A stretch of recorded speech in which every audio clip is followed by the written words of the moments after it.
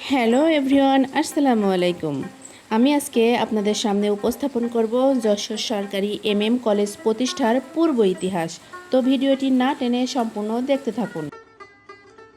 যশোর সরকারি MM college শুধু একটি শিক্ষা প্রতিষ্ঠান নয়, বরং দক্ষিণ পশ্চিমাঞ্চলের লাখো শিক্ষার্থীর স্বপ্ন ছোঁয়ার এক প্রাচীন বাতিঘর এবং ব্যস্ত শহরের কোলাহল পেরিয়ে যেখানে পা রাখলেই ইতিহাস আর প্রকৃতির এক অদ্ভুত মিতালি এক নিমিষেই চোখ জুড়িয়ে দেয়। ১৯৪১ সালের ১লা জুলাই যশোর কলেজ নামে এই ঐতিহ্যবাহী বিদ্যাপীঠের পথচলা শুরু হয়, যার প্রথম অধ্যক্ষ ছিলেন ধীরেন্দ্রনাথ কর এবং প্রতিষ্ঠা লগ্নে প্রথম বছর এখানে মাত্র ১৪৬ জন শিক্ষার্থী নিয়ে ক্লাস শুরু হয়েছিল। দ্বিতীয় বিশ্বযুদ্ধ চলাকালীন সময়ে ১৯৪২ সালে ব্রিটিশ সেনাবাহিনী এই কলেজ ভবনটিকে তাদের সেনা ব্যারাক বা ট্রুপ ক্যাম্প হিসেবে ব্যবহার শুরু করলে কলেজ কর্তৃপক্ষ বাধ্য হয়ে ক্লাস কার্যক্রম সাময়িকভাবে হাটবাড়িয়ার জমিদার কাছারি বাড়িতে, যা বর্তমানে ফায়ার ব্রিগেড অফিস, স্থানান্তরিত করে।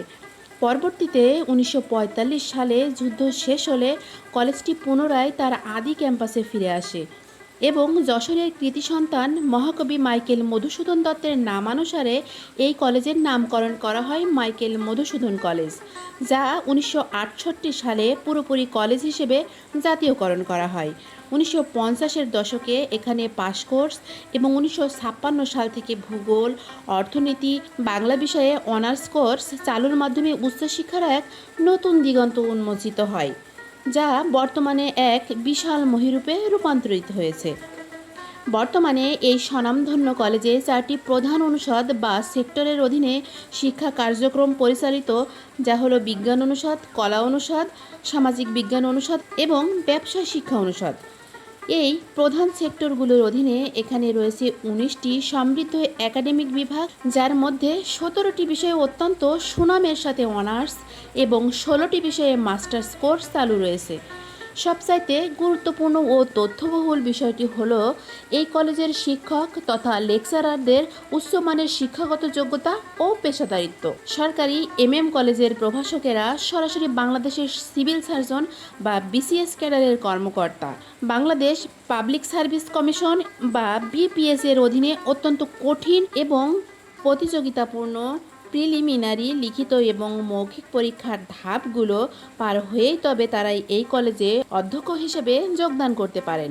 প্রতিটি বিভাগের লেকচারারদের দেশের স্বনামধন্য পাবলিক বিশ্ববিদ্যালয় এবং আন্তর্জাতিক মানের প্রতিষ্ঠান থেকে সংশ্লিষ্ট বিষয়ে ন্যূনতম 4 বছরের অনার্স এবং মাস্টার ডিগ্রি থাকে এবং অনেকেই এমফিল বা পিএইচডির মতো উচ্চতর গবেষণামূলক ডিগ্রির অধিকারী হয়ে থাকেন।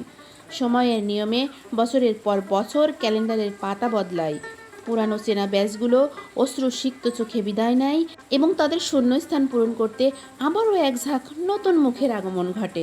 কিন্তু আমাদের এই প্রিয় এমএম কলেজ তার নিজস্ব মহিমায়, নিজস্ব গৌরবে চিরকাল একইভাবে তরুণ, প্রাণবন্ত এবং অমলিন হয়ে যায়, যা যুগের পরে যুগ হাজারো শিক্ষার্থীর আবেগ, প্রথম ভালোবাসার অনুভূতি আর এক টুকরো নিরাপদ নীড় হিসেবে চিরকাল আমাদের হৃদয়ের মণিকোটায় অক্ষত ও অম্লান হয়ে বেঁচে থাকবে।